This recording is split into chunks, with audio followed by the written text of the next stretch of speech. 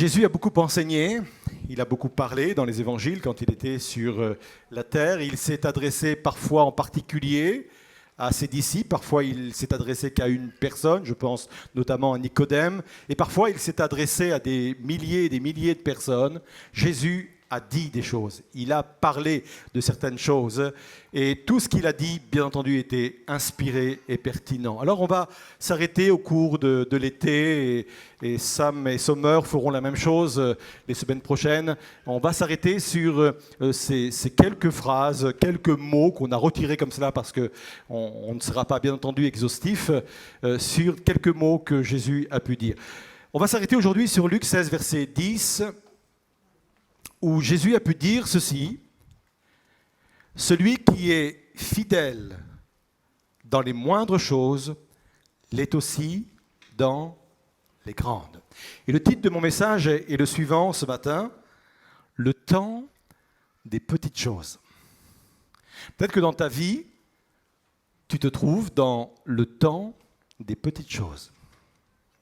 Dieu attache autant d'importance aux grandes choses qu'aux petites choses. C'est pour cette raison que dans la Bible, vous allez trouver des exploits extraordinaires. Vous allez trouver l'exploit d'un gamin de 17 ans qui s'appelle David et qui va aller terrasser un géant qui s'appelle Goliath. C'est pour cette raison que vous allez trouver dans la Bible un homme qui s'appelle Samson et qui, avec une mâchoire d'âne, va tuer 1000 Philistins.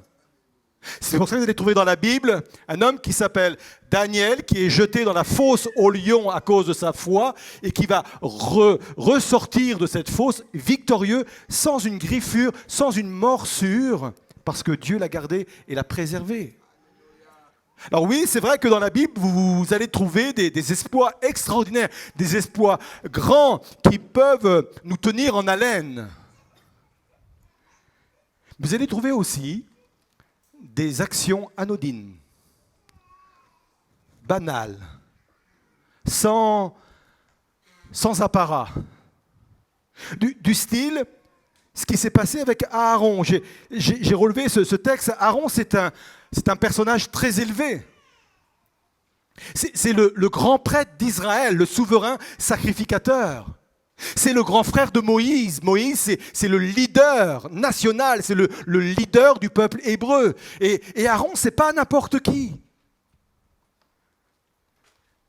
Et il est dit ceci, dans Nombre 8, verset 2, Dieu parle, il dit à Moïse: « Parle à Aaron, tu lui diras, quand tu arrangeras les lampes, les 7 lampes devront éclairer vers le devant des portes-lampes. » Aaron fit ainsi. Il arrangea les lampes. Littéralement, il arrangea les mèches vers le devant du porte-lampe, comme le Seigneur l'avait ordonné à Moïse.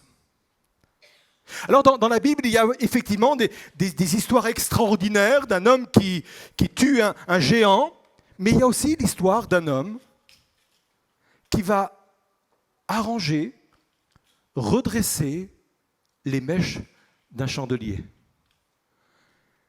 Et vous savez, aux yeux de Dieu, ce que Aaron a fait est aussi important que ce que David a fait devant Goliath. Dieu ne fait pas la différence entre les deux. Et ce matin, c'est vraiment une invitation à ne pas mépriser le temps des petites choses. Zacharie 4, verset 10 dit ceci: « Qui dédaignerait, qui mépriserait le temps des petites choses ?» Le temps des petites choses a son importance. A son importance pour ma vie, pour mon ministère, pour ma famille, pour mon couple. Peut-être que vous l'avez déjà remarqué, ce qui donne de la solidité à mon couple, ce n'est pas les grands événements. Ce n'est pas me marier en sautant en parachute et en échangeant les alliances dans l'air. On peut le faire, ce n'est pas un péché. Dieu ne va pas vous le reprocher. Mais ce qui donne de la solidité au couple, c'est le temps des petites choses. C'est le temps des petites attentions. Et c'est vrai pour tout. Une invitation à ne pas mépriser les jours des petites choses. Pour deux raisons. Le temps des petites choses est un temps dont Dieu se sert pour accorder son approbation. Les petites choses révèlent la nature profonde, le caractère profond d'un individu. Si un jour David est devenu roi de tout Israël, ce n'est pas à cause de son exploit avec Goliath. Cet exploit l'a rendu simplement visible publiquement. Dieu s'est servi de sa victoire contre Goliath, non pas pour l'établir roi, mais uniquement pour que tout le monde voie qui était David. On l'a reconnu publiquement ce jour-là. On connaissait ses grands frères, on connaissait Eliab qui était déjà dans l'armée d'Israël, dans l'armée de Saül, mais David on ne le connaissait pas. Ce jour-là, cet exploit l'a rendu visible, mais ce n'est pas là-dessus que Dieu l'a choisi pour qu'il devienne roi. C'est uniquement parce que Dieu a pu le tester dans le temps des petites choses. Dieu a vu comment il était attentionné avec les brebis de son père. Dieu a vu de quelle façon il prenait soin de la brebis malade. Dieu a vu de quelle façon il conduisait le troupeau vers des verts pâturages. C'est lui qui a écrit le psaume 23. Certes, le psaume 23, le berger qu'il y a à l'intérieur, il parle bien de l'Éternel, mais il se sert de son expérience. Et le psaume 23, on peut le rattacher aussi à David. Lui aussi aimait conduire les brebis vers les verts pâturages. Et Dieu s'est arrêté sur le temps des petites choses pour éprouver et approuver son ministère. La façon dont il retirait peut-être un caillou qui était coincé dans la patte de la brebis ou peut-être des ronces accrochées à la laine, Dieu s'est arrêté sur ce genre de choses.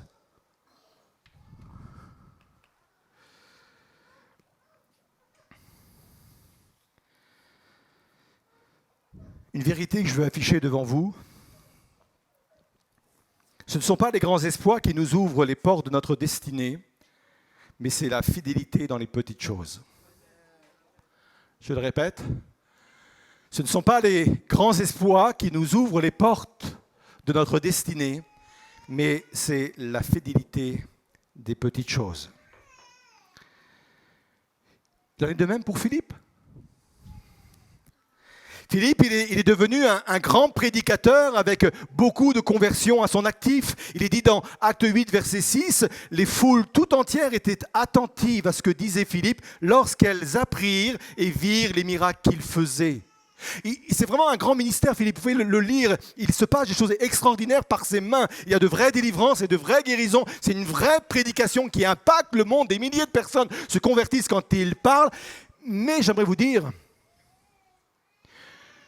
que s'il est devenu le prédicateur qu'il est, c'est parce que Dieu a pu l'éprouver et l'approuver dans le temps des petites choses.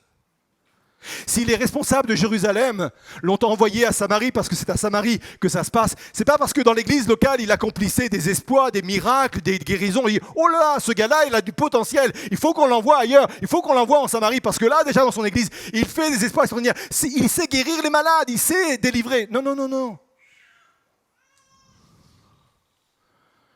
La Bible nous montre qu'il s'est fait remarquer alors qu'il était fidèle dans les petites choses. Quand on a eu besoin de quelqu'un pour servir aux tables, on a pensé à Philippe. Et Philippe a répondu présent. Il était là. Là pour servir la soupe populaire, là pour faire les choses peut-être que personne ne voulait faire. Ça a été pour lui le temps des petites choses. Et ce temps des petites choses a servi à Dieu pour l'éprouver et pour l'approuver. Vous ne pourrez jamais faire l'économie de ça. Jamais.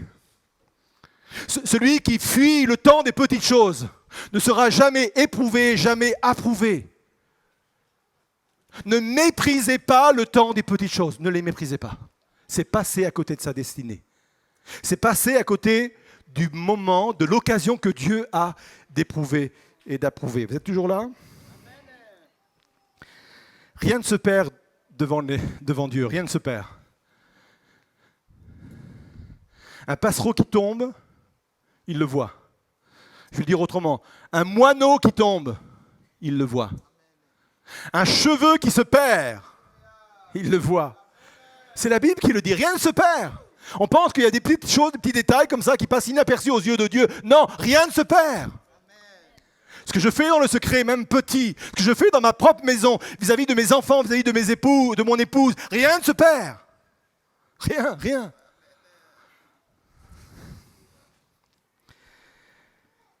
Les grandes occasions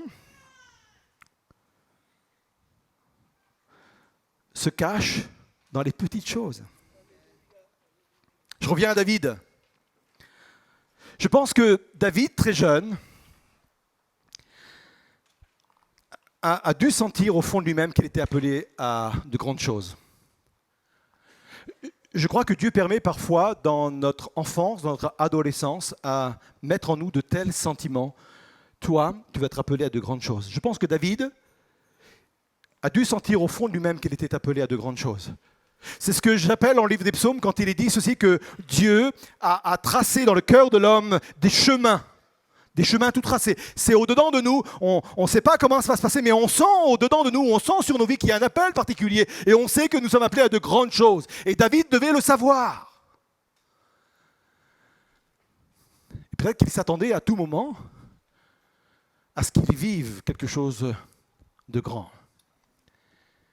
Jusqu'au jour où Dieu lui a, pas Dieu, son père, lui a proposé un emploi de coursier. Son père est allé le voir en lui disant, voilà, il y a tes 3 frères aînés qui sont à la guerre avec Saül. Tu vas leur apporter de la nourriture et tu vas aussi me ramener des nouvelles. Comment ils se portent? Et David aurait pu dire, mais il y a quand même mieux, hein? Comme travail, comme emploi, un emploi de coursier. Accepter les emplois de coursier, ça mène loin, je peux vous dire. Et c'est en acceptant un emploi de coursier qu'il va se retrouver sur le champ de bataille, où là, il va être vu de tous, parce que Dieu l'avait éprouvé et approuvé avant. Là, Saül va le voir, va le remarquer, et c'est comme cela aussi qu'il va devenir le roi d'Israël.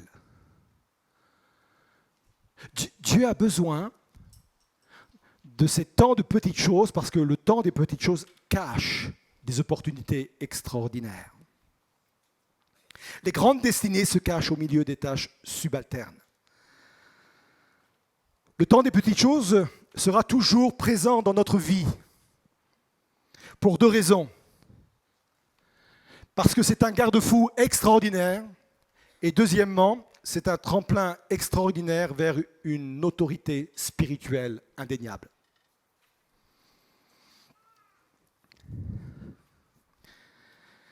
Il n'arrivera jamais le jour où Dieu vous dira « Tu es devenu trop important pour t'abaisser à des tâches inférieures ». Jamais. Même si tu penses être devenu quelqu'un d'important. Jamais il te dira « Tu es arrivé à un tel stade, mon gars, que je te dispense de toutes les petites choses. Tu ne porteras plus ton cartable, quelqu'un portera ton cartable. Tu ne répondras plus au téléphone, quelqu'un répondra à ton téléphone portable. Tu n'ouvriras pas ou plus la porte de ta voiture, quelqu'un sera là pour ouvrir la porte de ta voiture. Ça vous fait rêver? Non, jamais. Jamais. Dieu fera en sorte que nous soyons toujours en prise directe avec ce qui est terre à terre. Jamais vous serez dispensé de ranger une chaise, une table ou passer le balai après une activité de l'église. Jamais. Même si tu es pasteur principal de l'église, même si tu es responsable de pôle, même si tu es responsable d'un service quel qu'il soit, même si tu as une belle voix, même si tu joues bien un instrument, même si tu occupes bien des enfants, jamais tu seras dispensé. Dieu ne te dira jamais, non, non, toi, laisse faire les autres. Jamais.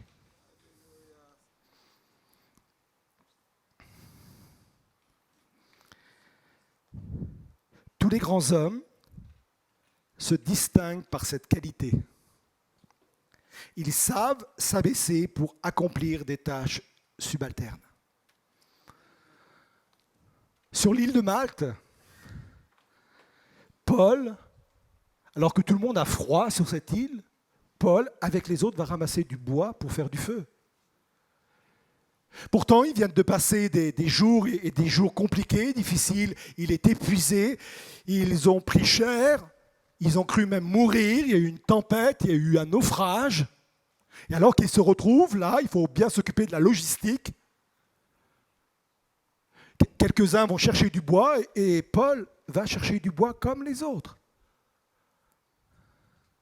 Mieux encore, Jésus a il m'épate. Jésus se trouve sur la plage. C'est juste après sa résurrection. Il voit les disciples qui sont retournés à la pêche. Il les interpelle. « Hé, les enfants, n'avez-vous rien à manger ?» Ils sont bredouilles. Jésus leur explique qu'il faut jeter le filet du côté droit. Il y a la pêche miraculeuse. Il y a plein de poissons dans la barque. Ils reviennent vers la rive. Et là, sur la rive, vous savez quoi ? Un petit déj les attend. Un petit déj les attend. Préparé par qui ? Par Jésus lui-même. Jésus vient de remplir une mission extraordinaire. Il vient de donner sa vie sur la croix. Il est mort, il est ressuscité. Il attend son départ vers le ciel, où tout pouvoir va lui être donné. Il n'y a pas plus haut comme ministère, il n'y a pas plus grand comme mission. Il a donné le salut à toute l'humanité. Et Jésus va s'abaisser à faire le petit-déj à ses disciples. Jamais vous serez dispensés du temps des petites choses. Jamais. Jamais.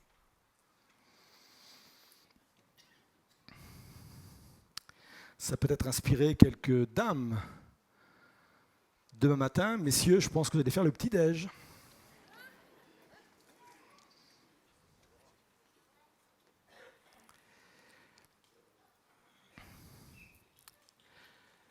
Dieu se sert des petites choses comme garde-fou. Dieu se sert qu'on ait une prise directe avec les choses terre à terre comme garde-fou. Une des raisons de la chute de Pierre est entre autres due à cela.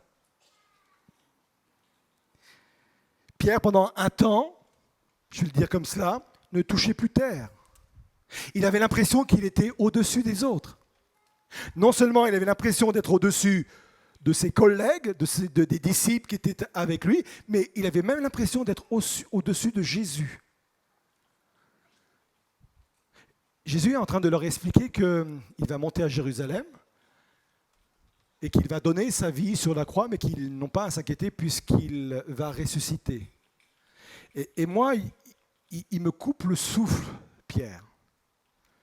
La Bible nous dit qu'il va le prendre à part et il se met à reprendre Jésus. C'est fort, hein ? Il reprit Jésus. Non, Jésus, il faut que je t'explique. C'est normal, tu ne connais pas encore tout, tu ne sais pas tout. Mais Dieu ne peut pas être avec toi dans ton plan. À Dieu ne plaise, ce n'est pas possible. Moi, je vais t'expliquer. Moi, je sais. Moi, Pierre, qui a eu la révélation que ce que tu disais, c'est parce que tu étais le Fils de Dieu. Eh bien, moi, je vais t'expliquer que tu n'iras pas jusque-là. Il l'a pris à part. C'est fort quand même. Il va chuter, il va dérailler, jusqu'au moment où Jésus va le réhabiliter, justement après le petit-déj dont on vient de parler.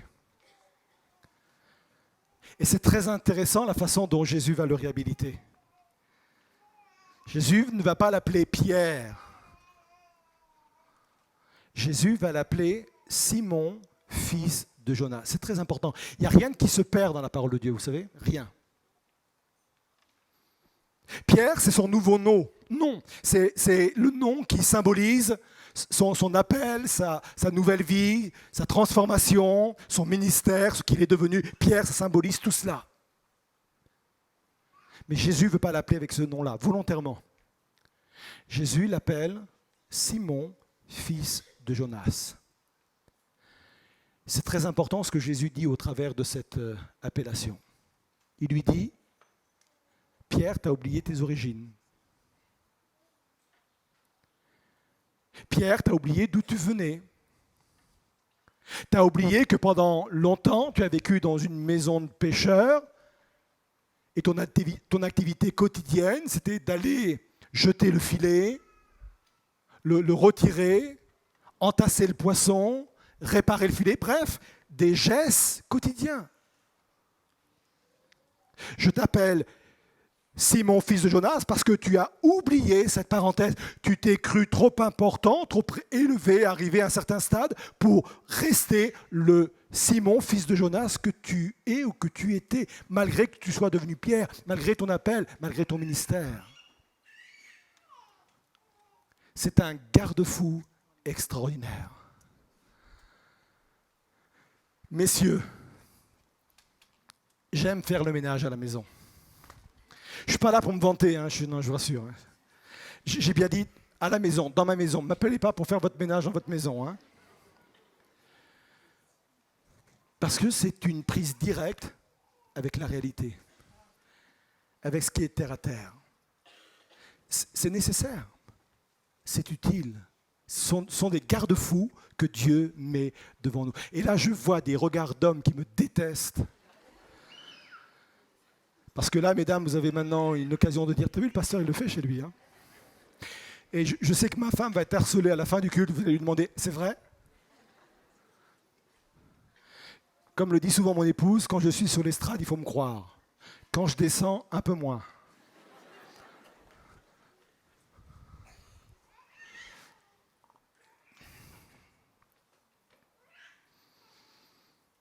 Ne méprise pas le temps des petites choses.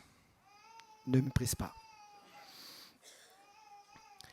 1, effectivement, parce que c'est un garde-fou. 2, parce que c'est un tremplin vers une plus grande autorité spirituelle. Et ça, on l'oublie trop souvent.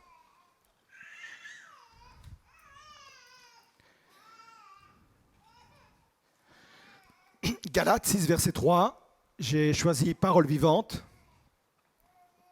J'aime parce que les parenthèses qu'il y a dans le texte, en fin de compte, c'est Parole vivante hein, qu'il a mis. Ce sont ceux qui ont interprété sa Bible avec cette version qu'il l'a laissée.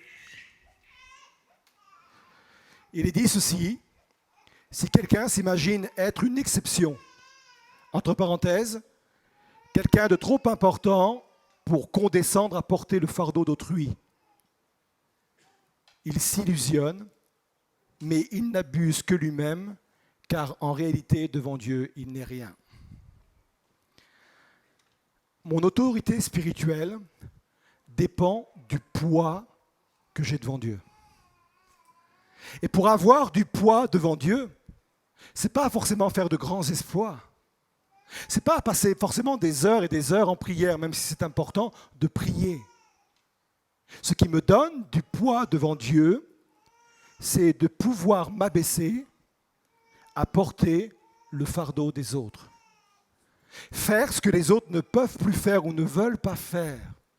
C'est ça qui me donne de l'autorité devant Dieu.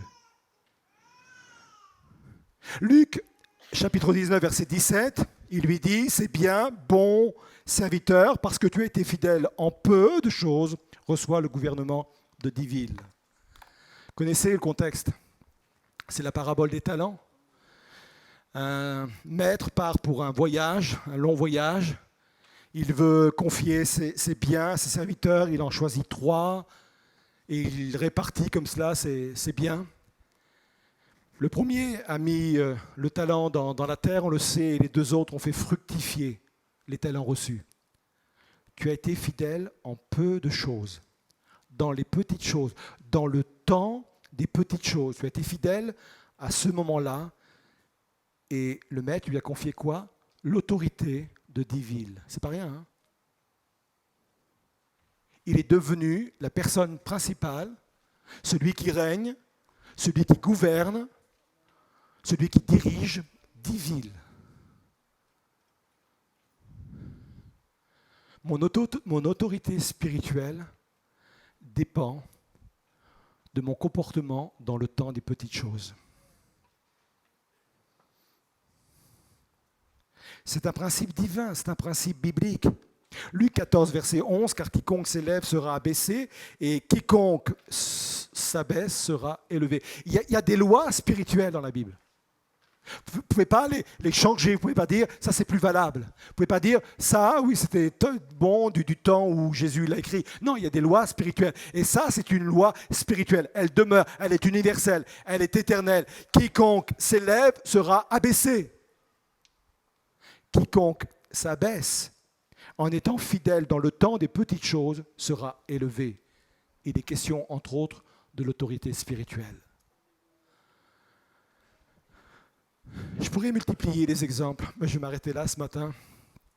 Avec cet encouragement, ne méprisez pas le temps des petites choses. Dans nos vies, il y a plusieurs saisons. Et peut-être que quelqu'un ce matin se trouve dans la saison des petites choses. Peut-être que vous vous dites, ce que je vis actuellement, peut-être même mon travail séculier, n'est pas à la hauteur de mon appel. Mes études ne sont pas à la hauteur de ce que je ressens au-dedans de moi. Mon parcours scolaire, mon parcours professionnel, mon parcours familial n'est pas à la hauteur de ce que je ressens au fond de moi-même. Ne méprisez pas le temps des petites choses. C'est le temps dont Dieu se sert pour éprouver et pour approuver. C'est le temps dont Dieu se sert également pour vous garder et vous protéger. Et ce temps-là, il nous poursuit même quand nous sommes devenus quelqu'un, entre guillemets. Même quand nous avons reçu un appel, quand on exerce peut-être des ministères publics ou autres, ce temps des petites choses demeure. Dans ma vie, chaque jour, il y a du temps pour les petites choses. Ne méprise pas le temps des petites choses. C'est un temps d'approbation. C'est un temps dans lequel on peut trouver notre destinée. C'est un temps qui nous garde, qui nous protège. C'est un temps qui nous accorde l'autorité spirituelle dont nous avons besoin. Je ne vais pas continuer, mais méditez cela. Vous pouvez retourner sur Internet. La prédication y sera. Je sais que dans la semaine, dans les groupes de maison également, vous allez reméditer sur ce passage-là. Méditez. On l'a effleuré simplement, ce sujet-là. Il y a des choses encore beaucoup plus profondes à vivre. On pourrait se lever à nos places et on va rester dans un moment de recueillement.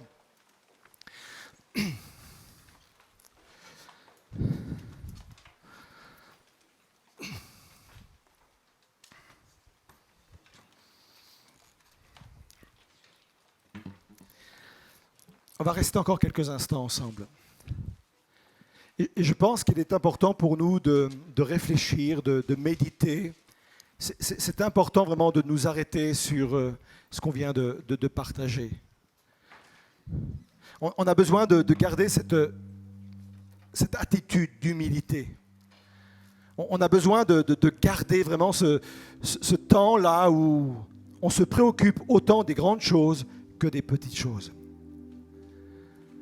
On a besoin peut-être de garder, nous qui avons lâché prise avec la réalité des choses de la terre, peut-être qu'on a besoin tout à nouveau de revenir à cela. Quand Pierre a commencé à reprendre Jésus, bien sûr Jésus l'a remarqué, mais peut-être que des disciples autour de lui ont dit « Oh là, Pierre est sur une pente dangereuse ». Et je pense que peut-être au travers de ce message, quelques-uns peuvent ressentir et réaliser qu'ils peuvent se retrouver sur une pente dangereuse. C'est là où on doit à nouveau se ressaisir, c'est là où à nouveau on doit fléchir le genou et s'humilier devant Dieu en disant « Seigneur, pardon. Pardon si je suis devenu quelqu'un oublieux ou méprisant du temps des petites choses, Seigneur Jésus. Pardon.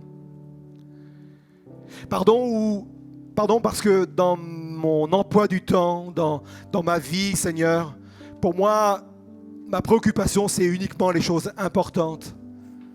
Et je passe à côté de certaines choses. Et là, peut-être que c'est une parole prophétique que je suis en train de dire. Des personnes négligent leur propre famille parce qu'ils pensent que par leur appel, parce qu'ils, par leur service, ils pensent que c'est une tâche beaucoup plus importante que la famille. Et quand je parle de la famille, je ne parle pas de la famille qui est forcément dans votre maison, mais je parle de vos parents, je parle de vos frères et sœurs, je parle d'autres choses. Tout cela fait partie du temps des petites choses, dans lesquelles Dieu vous attend. Dans lequel le temps des petites choses, Dieu scrute, parce que rien ne se perd. Un appel téléphonique à sa mère, ça ne se perd pas aux yeux de Dieu. Prendre la voiture pour aller saluer quelqu'un aux yeux de Dieu, ça ne se perd pas. Et parfois, nos vies sont concentrées sur uniquement des choses qui nous semblent importantes, qui nous semblent grandes, qui nous semblent grands. Mais viendra un temps où Dieu va nous interpeller, nous interroger sur le temps des petites choses. Comment on les a gérées? Peut-être que l'emploi que tu occupes, tu le fais avec négligence parce que tu penses que cet emploi n'est pas digne de qui tu es ou de l'appel qu'il y a sur ta vie. Dieu te reprend sur ce sujet. C'est le temps des petites choses. Un temps que tu n'as pas méprisé, un temps que tu n'as pas négligé. C'est le temps de petites choses. C'est le temps que Dieu utilise pour t'éprouver et t'approuver. Et si tu n'es pas fidèle dans ces petites choses, jamais Dieu t'en confiera de plus grandes. Jamais. Alors oui, Seigneur, je veux me retrouver devant toi et je veux que tu continues à m'interpeller par le Saint-Esprit au travers de cette vérité, ces vérités, Seigneur Jésus, au travers de ta parole. Parce que je veux grandir, je veux devenir celui que tu veux que je sois, Seigneur Jésus. Je vais être sérieux dans les grandes choses, mais je vais être sérieux dans les petites choses, Seigneur Jésus. Je veux vraiment faire cette œuvre dans ma vie, Seigneur Jésus. Et je veux te laisser œuvrer et travailler. Fais-le, Seigneur, fais-le. Amen, Seigneur Jésus.